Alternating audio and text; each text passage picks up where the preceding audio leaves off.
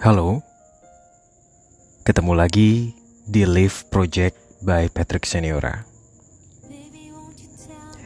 Jadi aku punya cerita beberapa waktu lalu setelah postingan pertama muncul di story, feeds Instagram, dan bahkan podcast yang sudah dipublish di Spotify, Anchor, dan bahkan YouTube. Akhirnya muncul seseorang yang DM via Instagram. Katanya punya cerita yang bisa dibawakan buat Live Project. Dan sesuai dengan cerita awal, keinginan awal, di mana Live Project pengen membangun 3 cerita. Tentang aku, tentang kamu, tentang kehidupan. Akhirnya muncul 3 highlights. Live of Mine, Live of You, dan Live of Life. Dan akhirnya dari cerita yang aku dapatkan dari seseorang ini, akhirnya masuk ke sub Live of You. Seseorang ini cuma berpesan saat aku nanya nanti kalau ceritanya dipublish mau di-mention atas nama siapa. Dia cuma bilang pakai aja nama catatan pendosa. Nah, kayak gimana sih ceritanya? Cerita yang dikirim oleh catatan pendosa. Ini dia ceritanya.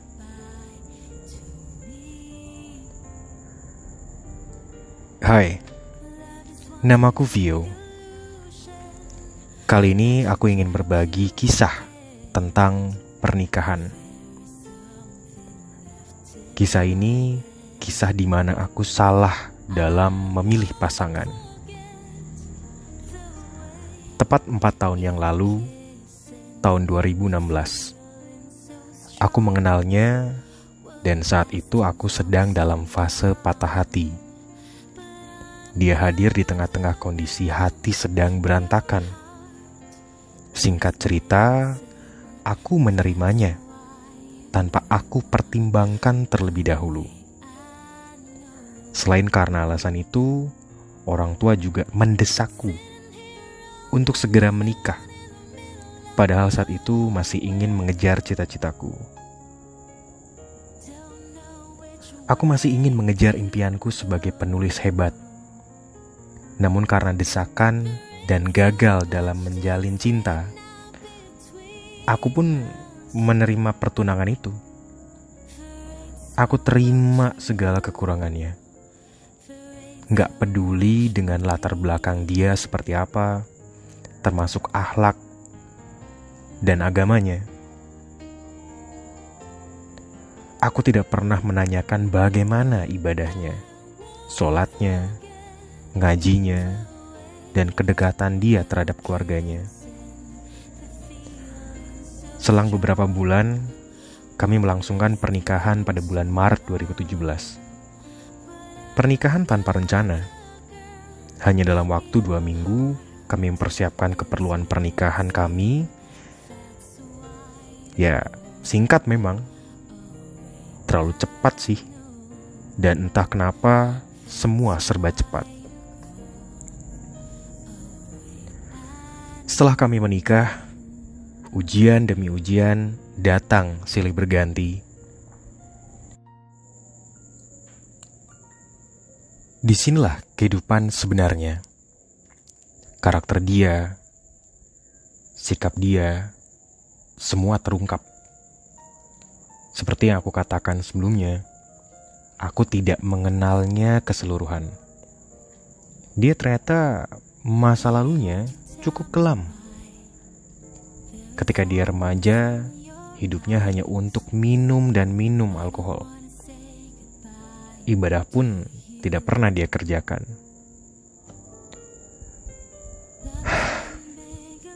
Sungguh, hatiku pilu saat aku tahu kenyataan ini. Ada rasa sesal menghantui, terlebih lagi ketika aku diberi momongan.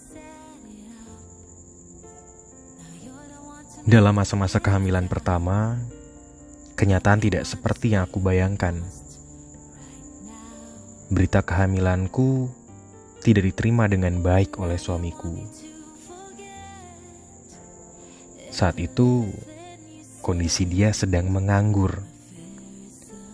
Sikap dia yang kadang temperamental, sering berkata kasar ketika dimintai bantuan, lebih dari itu, kasar.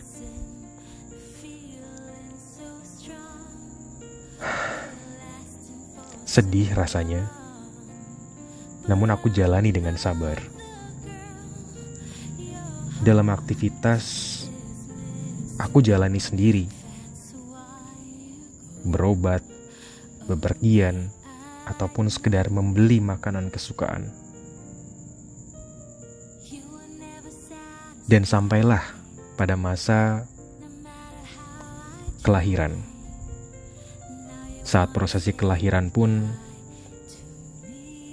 aku tidak didampinginya, karena saat itu dia sedang bekerja di luar kota. Aku pun menjalani keadaan ini apa adanya. Nggak apa-apa kalau harus berjuang sendiri. Namun sayang, kesetiaan tidak dibalas dengan semestinya. Dia ternyata masih kegenitan dengan cewek lain. Aktivitas di media sosial, menggoda wanita lain, membuatku marah dan juga cemburu. Namun dia menganggap hal itu wajar. Selalu dianggap lelucon. Dalam setiap pertemuan, kita tidak pernah bercanda. Bersenda gurau tuh gak pernah, selayaknya pasangan. Apalagi sekedar jalan-jalan, dia hanya sibuk dengan dunianya sendiri.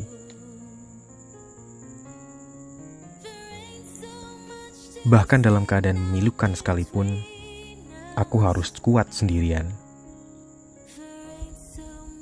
Ketika aku kehilangan ayahku, dan selang beberapa bulan anakku sakit. Dia menderita TB paru. Hatiku hancur seketika. Apalagi saat itu ternyata dia sudah lama sakit. Gak habis pikir, kenapa bisa begini? Aku marah, aku sakit, aku hancur. Suamiku yang tidak pernah percaya dengan firasatku, dia yang selalu mengabaikan, aku yang harus berjuang sendiri. Semua serba sendiri.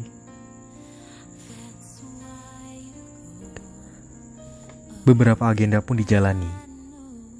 Ronsen, fisioterapi, dan pola makan yang harus dijaga dengan baik. Dalam keadaan seperti ini, keuanganku menurun. Tidak ada penghasilan sama sekali. Pikiranku benar-benar kacau. Yang membuatku menjalani hal terbodoh, kondisi ini pun semakin hancur, tidak ada yang mengerti dengan deritaku. Mereka yang hadir hanya memikirkan diri mereka sendiri. Dan aku pun tersadar. Aku mulai menerima takdir yang ada. Aku gak lagi memaksa orang lain untuk memahami keadaanku, mengikuti mauku, atau sekedar mendengarkanku. Aku belajar bangkit, meskipun tertatih. Perlahan, aku mulai kembali mengejar impianku yang sempat aku tinggalkan demi seseorang.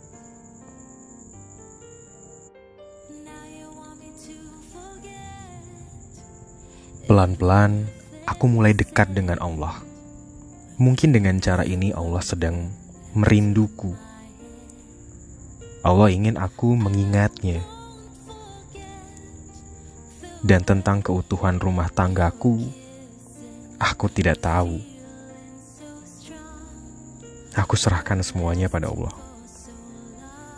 Jika masih diizinkan bersama, semoga Allah membukakan hidayah untuknya, membuat hatinya lebih peka, dan semoga saja dia bisa berubah menjadi lebih baik.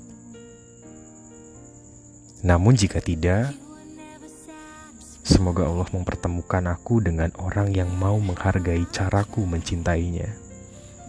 Dengan cintanya membuatku semakin mencintai diriku sendiri dan menjadi versi terbaikku sendiri. Dan dengannya, aku semakin dekat dengan Allah. Amin ya Rabbal Alamin.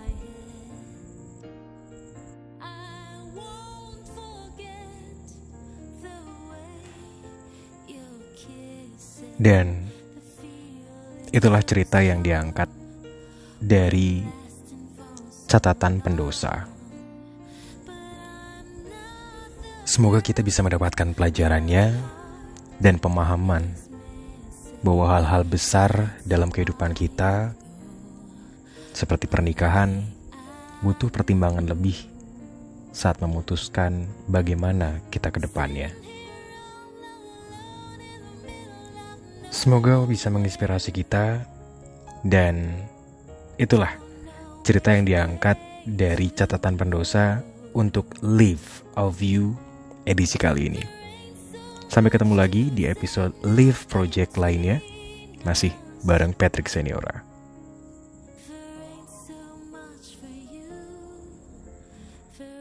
So